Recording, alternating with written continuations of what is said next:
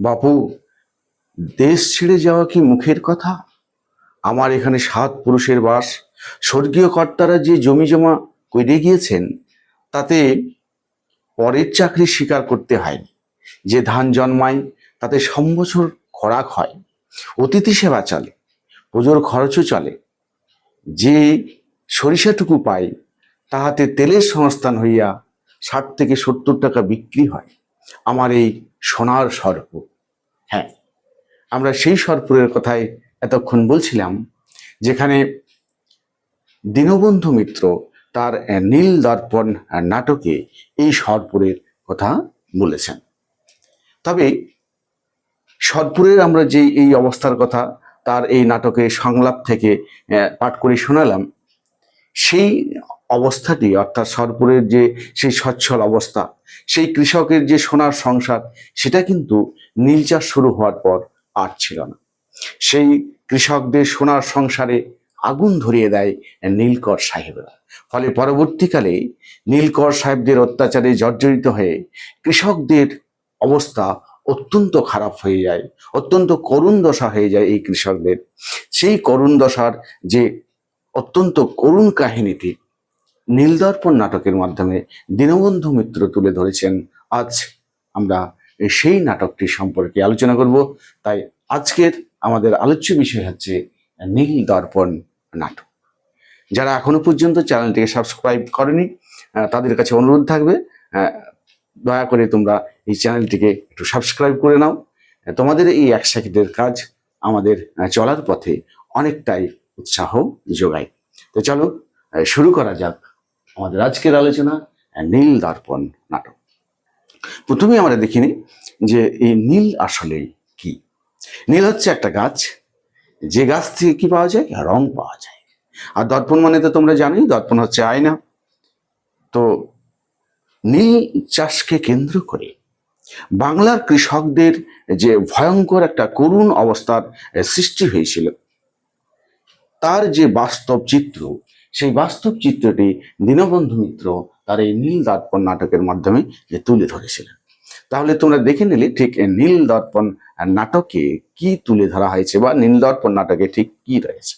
তবে এই নীল দর্পণ যে নাটক, সেই যে নাটক, সেই নাটকের বেশ এক বা একাধিক চরিত্র থাকতে পারে, এবং সেই চরিত্রগুলির মাধ্যমে লেখকরা কি করেন না, লেখকেরা তাদের গল্পের কথাটি অর্থাৎ গল্পটিকে এই চরিত্রের মাধ্যমে তুলে ধরেন।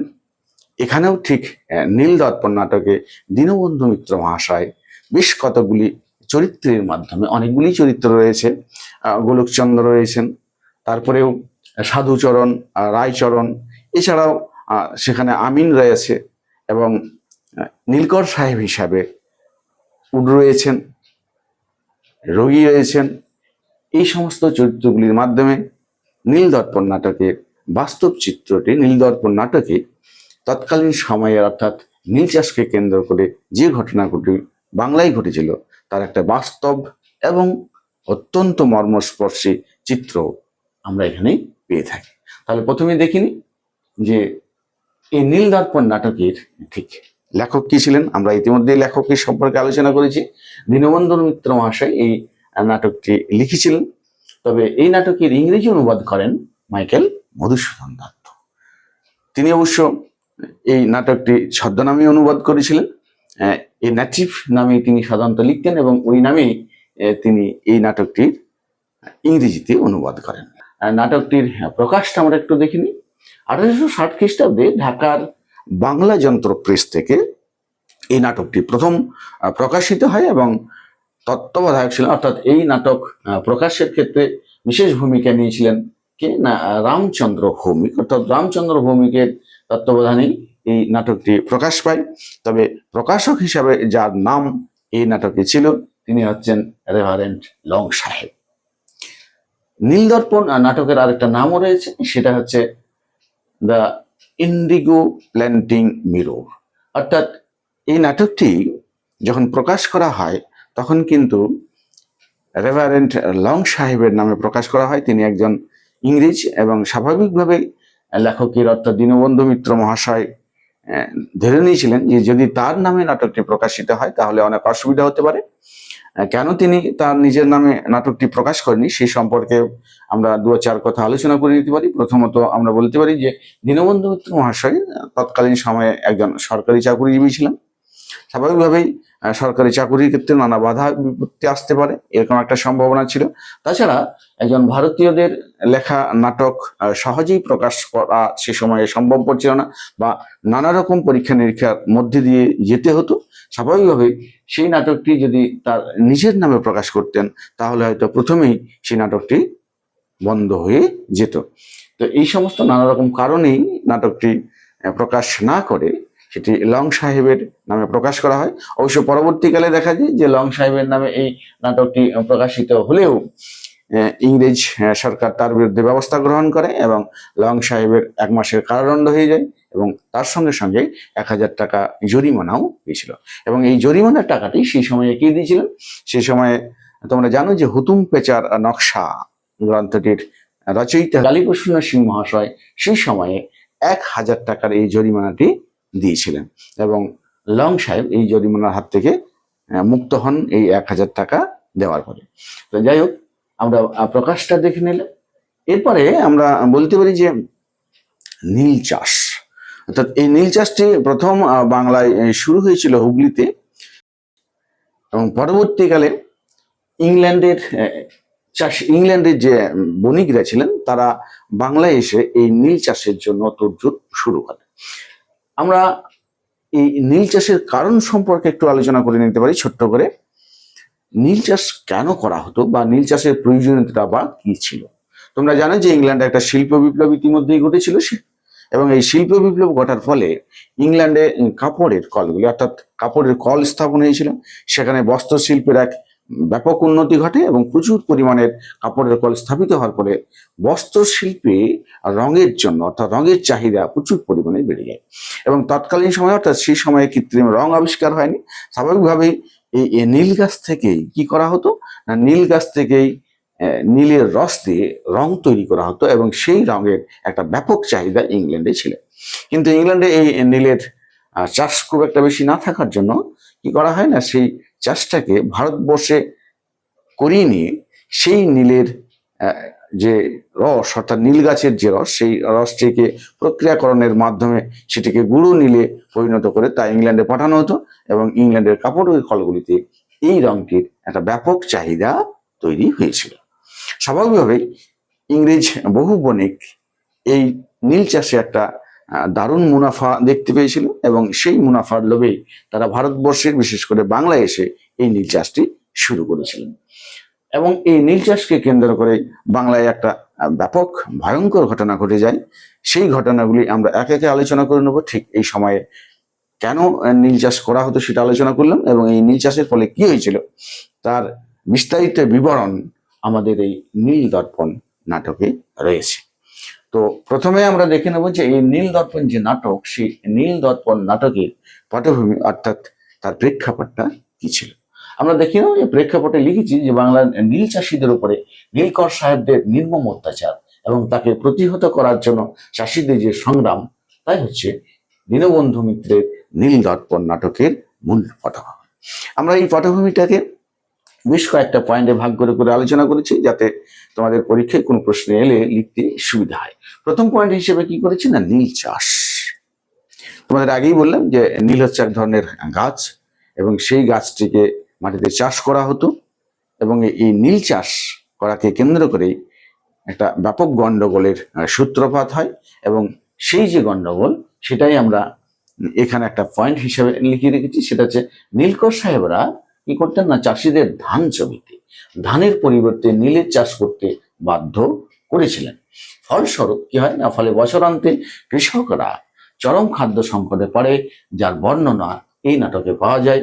এবং নাটকে রায়চরণের আক্ষেপ, দাদারে আমিন শালা সাপল তলার জমিতে দাগ দিয়েছে।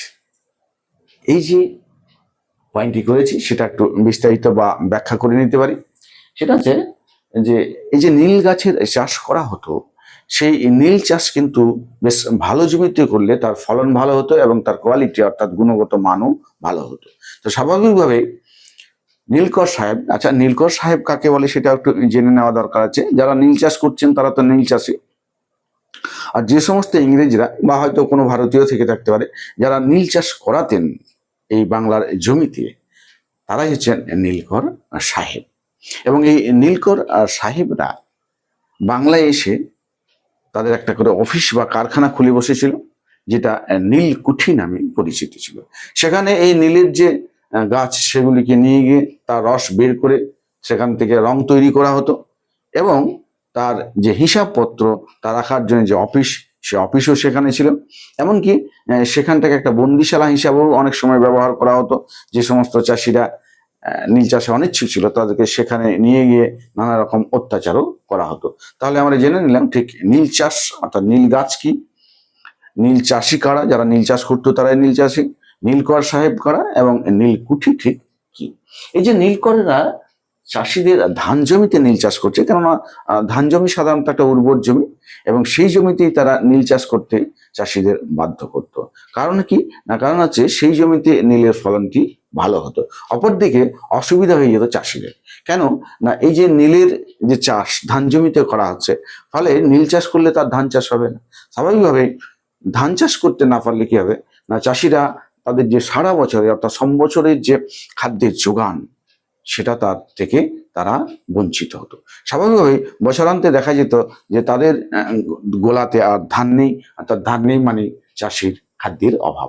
অপরদিকে নীল চাষ করে যেটুকু টাকা তারা পেত, সেই টাকাতেও তাদের আর খাদ্যের সংস্থান করা সম্ভবপর হতো না। স্বাভাবিকভাবে এই যে ধান চাষের জমিতে নীল চাষ করা হচ্ছে, তার বিরুদ্ধে চাষিদের একটা ব্যাপক ক্ষোভ ছিল। এবং এই যে নীল চাষিরা নীল চাষ করতে চাইতো না তাদের ধান জমিতে, কিন্তু নীলকর সাহেবরা কি করতেন না, তারা বাধ্য করতেন। কাকে দিয়ে বাধ্য করতেন না, সরকারি আমিন বা তারা আমিন নিয়ে আসতো। আমিন হচ্ছে যারা জমি জমার মাপ করেন, এবং তাদেরকে দিয়ে চাষিদের যে সেই মূল জমিগুলো যেগুলো উর্বর জমি সেগুলোতে দাগ দিয়ে দিত। এবং দাগ দিলে কি হতো না, ওই যে জমিতে আমিনরা এসে দাগ দিয়ে যেত সেই জমিতে কিন্তু নীল চাষিরা চাষ করতে বাধ্য হতো। তাই দেখো তোমরা এখানে যে রায়চরণ আক্ষেপ করে বলছে যে দাদারি আমিন শালা সাপলতলার জমিতে দাগ মেরেছে, অর্থাৎ তারা সেখানে দাগ দিয়ে চলে গেছে যে এই জমিতে তোমাদের কি করতে হবে না, নীলেরই চাষ করতে হবে। ফলে তার ছেলেপিলে কি কি খাবে, না খেয়ে মরবে, এরকম একটা আক্ষেপ এই রায়চরণের মধ্যে দেখা গেছে।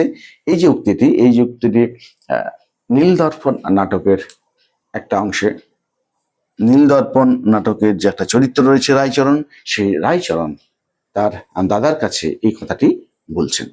এরপরে আমরা দেখে নেব নীলকরদের অত্যাচার। নীলকরদের অত্যাচার তো আমাদের সর্বজন বিদিত, আমরা সকলেই জানি যে নীলকররা কি ধরনের অত্যাচার করতেন। আমরা কি লিখেছি না, অত্যাচারী এই নীলকরেরা কৃষকদের উপরে যে মানসিক এবং শারীরিক অত্যাচার চালাতো, তার ভয়াবহ রূপ কিন্তু এই নীলদর্পণ নাটকে ফুটে উঠেছে। নীল চাষে অনিচ্ছুক কৃষকদের কুঠিতে নিয়ে গিয়ে শারীরিক অত্যাচার করে চাষে বাধ্য করা হতো, এবং সর্বশেষে নানা রকম মামলায় জড়িয়ে দেওয়া হতো এই সমস্ত চাষিদের। তাই এই নাটকের এক অংশে সাধুচরণ, অর্থাৎ সাধুচরণ হচ্ছে এই নাটকের একটা মূল চরিত্র।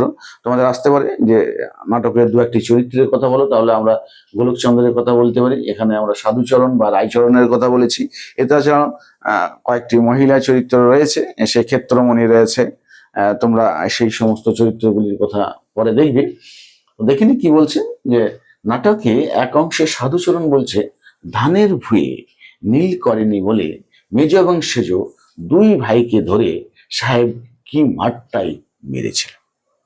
এখানে এই যে সাধুচরণ, এই নাটকের একটা সংলাপ সাধুচরণের, এই নাটকের একটা অংশে সাধুচরণ তৎকালীন তাদের গ্রামের বা পার্শ্ববর্তী একটা গ্রামের যে কৃষকদের পরিণতি সে সম্পর্কে আলোচনা করতে গিয়ে বলছে যে একটা পাশের গ্রামের এক মোড়লদের অর্থাৎ মোড়ল চাষিদের কথা বলেছেন। সেই মোড়ল চাষিরা অর্থাৎ মণ্ডলদের পারিবারিক যে অবস্থা সেই কথাটাই বিস্তারিত বিবরণ দিয়েছেন। তিনি বলছেন যে সেই মণ্ডলদের পরিবার কি না ছিল, তাদের প্রায় 60-70টা পাত পড়তো দুবেলায়, অর্থাৎ প্রায় 30 জন সদস্যের একটা পরিবার ছিল। কিন্তু পরবর্তীকালে কি দেখা যায় না, পরবর্তীকালে দেখা যায় যে নীলকর সাহেবরা এই পরিবারের উপরে এমন ভয়ঙ্কর অত্যাচার চালিয়েছিল যে শেষ পর্যন্ত তাদের পরিবারটাকে প্রায় ধ্বংসের মুখে ফেলে দিয়েছিল। তাদের সংসারে যে বলদ ছিল, যে লাঙ্গল ছিল, এবং যে সমস্ত জমি জমাগুলি ছিল, সেগুলি ছেড়ে বেড়ে দিয়ে, অর্থাৎ ছেড়ে বেড়ে তারা শেষ পর্যন্ত গ্রাম ছেড়ে পালিয়ে যেতে বাধ্য হয়েছিল। এবং এই বাধ্য করেছিল কিভাবে না, দেখো এখানে লিখেছি যে এই নাটকে ওই যে ওই মন্ডল পরিবারের দুই ভাই ছিল, সেই দুই ভাইকে কি বলছে না, সাধুচরণ বলছেন এই দুই ভাইকে ধানের ভুঁয়ে নীল করেনি বললে মেজ এবং সেজ দুই ভাইকে কি কেছে না, ধরে সাহেব কি মারটাই মেরেছিল। অর্থাৎ তারা তাদের ধানের জমিতে নীল চাষ করতে অস্বীকার করলে দুই ভাইকে, এই মন্ডল পরিবারের দুই ভাইকে, চাষি এই দুই চাষিকে আর কি নীলকর সাহেবরা প্রচন্ড মারধর করেছিল, যার ভয়ে এই দুই ভাই কি করে না, গ্রাম ছেড়েই পালিয়ে যায়। এরপরে দেখো আমরা পয়েন্ট করেছি, সেটা হচ্ছে যে কৃষকদের অর্থনৈতিক এ দুর্দশা। তোমরা দেখতেই পাচ্ছ যে এক তো নীলের চাষ করানো হচ্ছে কৃষকদের দিয়ে, এবং নীল চাষ করার ফলে তাদের কি হয়েছে না, ধান জমিতে ধানের চাষ হচ্ছে না, স্বাভাবিকভাবে তাদের অর্থনৈতিক অবস্থা খারাপ হবেই, কারণ তাদের টাকা পয়সা আসছে না। অপরদিকে আবার তোমরা যদি দেখো তাহলে দেখবে এই যে নীল চাষ করানো হয়েছে, এই নীল চাষ করানোর ফলে পরবর্তীকালে দেখা যায় যে নীল চাষ করার ফলে নীলের গাছ বিক্রি করা হয়েছে, কিন্তু কৃষকরা সেই নীলের দামও তখন দেয়, এবং পরপর এক বছর দাম না দিয়ে পরপর দ্বিতীয়বার আবার তাদেরকে চাষ করতে বলা হয়, এবং বলা হয় যে পরের বছর চাষ করলে হয়তো 2 বছরের পাওনা একসঙ্গে মিটিয়ে দেওয়া হবে, এমন বর্ণনাও এই নাটকে রয়েছে। কিন্তু চাষিরা এই অভাবের সংসারে আর দ্বিতীয় বছর নীল চাষ করা তাদের পক্ষে সম্ভবপর হচ্ছে না, এবং না করতে পারলে আবার কি জুটবে না, তাদের মারধর করা হবে। স্বাভাবিকভাবেই দেখা যাচ্ছে যে নীল চাষিদের উপর একটা শারীরিক অত্যাচার, তার সঙ্গে সঙ্গে কি না অর্থনৈতিক তাদের দুর্দশা। এই অর্থনৈতিক দুর্দশা মেটাতে গিয়ে তাদেরকে কি করতে হচ্ছে, তাদের হাল জমি আর সঙ্গে সঙ্গে গরু, তার সঙ্গে ঘরের সমস্ত সম্পদ বিক্রি করে দিতে হয়েছে। অর্থাৎ প্রচন্ড অর্থনৈতিক দুর্দশায় তারা পতিত হয়েছিল, এবং এই যে দুর্দশা তার একটা করুণ বিবরণ এই নাটকে রয়েছে, যেটা আমাদের সকলের হৃদয় স্পর্শ করে যেতে বাধ্য। এরপরের লাইনটি, অর্থাৎ এরপরের পয়েন্টটি আমরা করেছি, সেটা হচ্ছে যে প্রতিবাদ এবং জনসচেতনতা। এই যে নীলকরদের চাষিদের উপরে যে চরম এবং নির্যাতন অত্যাচার, এই নির্যাতন এবং অত্যাচারটি তৎকালীন সময় যে মানুষগুলো ছিল, সমস্ত শ্রেণীর মানুষের কাছে দারুণভাবে প্রভাব ফেলেছিল, এবং সকলের মনেই কিন্তু এই নীলকর সাহেবদের বিরুদ্ধে একটা চরম ক্ষোভ এবং ঘৃণা জন্মে উঠেছিল, এবং তারই বহিঃপ্রকাশ হচ্ছে এই নাটক। অর্থাৎ এই নাটকটা যে রচনা করা হয়েছিল, সেই নাটকটি কিন্তু রচনা করা হতো না যদি নীলকর সাহেবদের এই ধরনের অত্যাচার না থাকতো, বা নীলকরদের এই যে ব্যবহার সেটি যদি ভালো হতো, বা নীলকররা যদি চাষিদের উপরে এই জুলুম বা নির্যাতন না করতো, তাহলে হয়তো এই ধরনের লেখালেখি সে সময় প্রয়োজন হতো না। তাহলে আমরা দেখে নিলাম যে এই 4টি পয়েন্টে ঠিক নীল দর্পণ নাটকের পটভূমি, অর্থাৎ কোন পরিপ্রেক্ষিতে কোন পরিস্থিতিতে দীনবন্ধু মিত্র তার এই নীল দর্পণ নাটকটি লিখেছিলেন, এবং এই নীল দর্পণ নাটকের ঠিক কোন বিষয়টিকে তুলে ধরা হয়েছে। এবং এই যে নাটকটি রয়েছে, এই নাটকে আমরা যেটুকু অত্যাচারের কথা বললাম সেটা অত্যন্ত অল্প, এবং এর বাইরেও আরো প্রচন্ড অত্যাচার, অর্থাৎ নানা রকম ভাবে এই নীলকর সাহেবরা চাষিদের উপরে এবং চাষি ছাড়াও তাদের কর্মীদের উপরে অত্যাচার করত। এই সম্পর্কে আর একটু 2-4টা কথা আমরা বলে নিতে পারি, যে এই যে তাদের নির্মম অত্যাচার, এই অত্যাচারের সঙ্গে জুড়ে ছিল মহিলা অর্থাৎ নারী নির্যাতনের ব্যাপারটি। অর্থাৎ তৎকালীন সময়ে যে সমস্ত এই নীলকর সাহেবরা নীল চাষ করার উদ্দেশ্য নিয়ে বাংলা এসেছিলেন, তারা গ্রামে গ্রামে বিভিন্ন মহিলাদের উপরে নানা রকম অত্যাচার করত, এবং যে সমস্ত মহিলাকে তাদের মনে ধরতো তারা তাদেরকে গ্রাম থেকে তুলে নিয়ে তাদের কুটিতে চলে যেত। এরকম ঘটনার বিবরণও কিন্তু এই নাটকে রয়েছে। বিশেষ করে ক্ষেত্রমণি এক জায়গায়, ক্ষেত্রমণিকে দেখে আমিন এক জায়গায় স্বীকারোক্তি করছেন যে এমন সুন্দর একটা মেয়েকে তার বাবু অর্থাৎ নীলকর সাহেবের কাছে নিয়ে গেলে তিনি হয়তো অনেক পুরস্কার পাবেন। এই ধরনের মন্তব্য কিন্তু এই নাটকের মধ্যে রয়েছে, এবং তা থেকে আমরা স্বাভাবিকভাবে বুঝতে পারি যে শুধু যে চাষিদের উপর অত্যাচার তা নয়, গ্রামের মা বোনদের উপরেও এই যে নীলকর সাহেবরা ছিল তারা কিন্তু অত্যাচার করতে ছাড়েননি। এছাড়াও এই নীলকর সাহেবদের অধীনে যে সমস্ত চাকুরিজীবীরা চাকরি করত তারাও কিন্তু তাদের অত্যাচার থেকে মোটেই রেহাই পায়নি। এই নাটক তোমরা যদি পড়ো তাহলে দেখতে পাবে যে সেখানে বিভিন্ন যে কর্মচারীরা এসে তাদের কাজের কোনো নিশ্চয়তা কিন্তু ছিল না। তারা যদি তাদের কাজ এই সমস্ত নীলকর সাহেবদের পছন্দ মতো করতে না পারতো তাহলে তাদেরকে একেবারে কি বলা হতো না, জুতো পেটা করে সেই কাজ থেকে বের করে দেওয়া হতো। নানা রকম সংলাপে তোমরা এই সমস্ত অত্যাচারের বিবরণ এই নাটকের মধ্যে পেয়ে যাবে। তাহলে আমরা দেখে নিলাম ঠিক পটভূমিকাটা কি। এরপরে এই নাটকের গুরুত্ব সম্পর্কে আমরা দু চার কথা আলোচনা করে নিতে পারি যে এই নাটকটির ঠিক গুরুত্বটা কি রয়েছে। তাহলে আমরা গুরুত্বটা একটু দেখে নিই, মুছে নিই। এখন আমরা দেখে নেব যে এই নীল দর্পণ নাটকের ঠিক গুরুত্বটা কি ছিল। তোমরা জানো যে 1860 খ্রিস্টাব্দে এই নাটকটি প্রকাশিত হয় এবং নীল চাষীদের উপরে নীলকর সাহেবদের যে শোষণ এবং অত্যাচার তার যে বাস্তব কাহিনী সেই চিত্রটি তুলে ধরে ইংরেজ বিরোধী একটা জনমত গঠনে এই নাটকের গুরুত্বপূর্ণ ভূমিকা ছিল, বা এই নাটক জনমত গঠনে একটা গুরুত্বপূর্ণ ভূমিকা নিয়েছিল। আমরা সেই গুরুত্বটিকে বেশ কয়েকটা পয়েন্টে ছোট ছোট করে আলোচনা করে নিতে পারি। তাহলে প্রথম পয়েন্ট হিসেবে আমরা লিখে নিতে পারি যে কৃষকদের মধ্যে একটা ঐক্য প্রতিষ্ঠা, অর্থাৎ কৃষকদের মধ্যে একটা ঐক্যবোধ গড়ে তুলেছিল এই নীল দর্পণ নাটকটি বা এই নীল বিদ্রোহটি। তাহলে সেটাই লিখব যে কৃষকদের মধ্যে এক গুরুত্ব। তাহলে গুরুত্ব প্রশ্নটি লিখি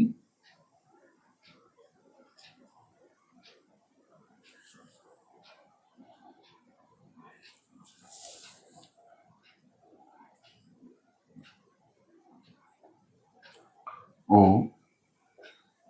জনগণের মধ্যে ঐক্যবোধ গড়ে তোলা। ঐক্যবোধ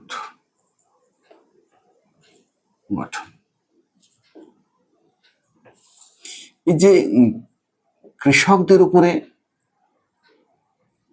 নীলকর সাহেবদের চরম অত্যাচার, এই চরম অত্যাচারের ফলে ধনী কৃষক, দরিদ্র কৃষক, মধ্যবিত্ত কৃষক এবং বাংলার বহু জনগণ তারাও কিন্তু তাদের অত্যাচার সম্পর্কে এই নাটকটি পড়ে বুঝতে পারে এবং এক জায়গার কৃষকরা অন্য জায়গার কৃষকদের উপরে যে অত্যাচার হচ্ছে সেটাও তেমন যারা বুঝতে পারে, তারা যেমন বুঝতে পারে, ঠিক সেই রকম কৃষকদের উপরে যে অত্যাচারটি হচ্ছে সেটি অন্য পেশায় নিযুক্ত জনগণও ঠিক অনুধাবন করতে পারল এই নাটক প্রকাশের ফলে। স্বাভাবিকভাবেই তারা ঐক্যবদ্ধ হয়ে ইংরেজদের বা এই নীলকর সাহেবদের অত্যাচারের বিরুদ্ধে সংগঠিত হওয়ার একটা প্রয়োজন অনুভব করে এবং এর ফলে কৃষক তথা জনগণের মনে একটা ঐক্য ভাব অর্থাৎ ঐক্যের বোধ তৈরি হয়, যা ভারতীয় জনগণকে ঐক্যবদ্ধ করতে অনেকটাই সহায়তা করে। দ্বিতীয় কারণ হিসেবে আমরা লিখতে পারি যে জাতীয়তাবাদের স্ফুরণ। দ্বিতীয় গুরুত্ব অর্থাৎ গুরুত্বের দ্বিতীয় পয়েন্ট হিসেবে আমরা করব সেটা হচ্ছে জাতীয়তাবোধ গঠন। জাতীয়তাবোধ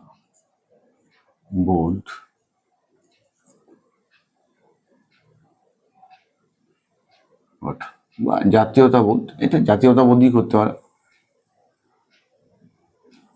দ্বিতীয় পয়েন্ট হিসেবে আমরা লিখেছি জাতীয়তাবোধ, অর্থাৎ বিদেশি ইংরেজরা এসে ভারতীয়দের মধ্যে যে অত্যাচার শুরু করেছিল এই নীল চাষকে কেন্দ্র করে, যার ফলস্বরূপ বিদেশি শাসনের বিরুদ্ধে ভারতীয় কৃষক সম্প্রদায় তো বটেই, সঙ্গে সঙ্গে বিভিন্ন জনগণের মনে একটা পরাধীনতার যে গ্লানি সেটাকে বারবার তীরবিদ্ধ করছে।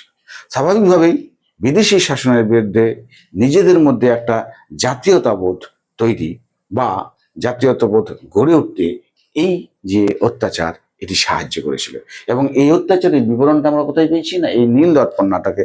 স্বাভাবিকভাবে নীল দর্পণ নাটকটি কিন্তু ভারতীয় জনগণ তথা ভারতীয় কৃষকদের মনের মধ্যে একটা জাতীয়তাবোধের স্ফুরণ ঘটাতে অনেকটাই সাহায্য করেছিল, এই কথা আমরা বলতে পারি। 3 নম্বর পয়েন্ট হিসেবে আমরা যেটা লিখবো সেটা হচ্ছে লেখনী গুরুত্ব, অর্থাৎ সে সময়ে যে সমস্ত লেখাগুলি বা ভারতের আন্দোলন সম্পর্কেই বলো বা চাষিদের সংগ্রাম সম্পর্কে বলো বা ইংরেজ বিরোধী রচনাই বলো, সেই সমস্ত রচনাগুলির গুরুত্ব এই নাটক প্রকাশিত হওয়ার পর অনেকটাই বেড়ে যায়। তাহলে লেখনের গুরুত্ব বলে আমরা একটা পয়েন্ট করতে পারি, সেটা হচ্ছে ক খ গ, লেখনী বা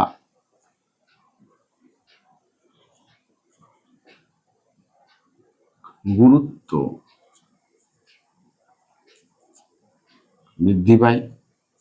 দেখো বৃদ্ধি হচ্ছে, অর্থাৎ নীলদর্পণ নাটকটি প্রচারিত হওয়ার পর একটা নাটকের মাধ্যমে যে জনগণের অত্যাচারের তীব্র প্রতিবাদ করা যায় এবং সেটিকে, সেই অত্যাচারকে তুলে ধরে জনগণকে ঐক্যবদ্ধ করা যায় এবং জনগণকে সেই অত্যাচারের বিরুদ্ধে উৎসাহিত করে তাদের প্রতিবাদ করতে সাহস যোগানো যায়, এই যে ঘটনা, এগুলি কিন্তু এই নাটক প্রচার পাওয়ার পরেই সেটা আরো বেশি করে কিন্তু জনগণ তথা কৃষকরা জানতে পারে।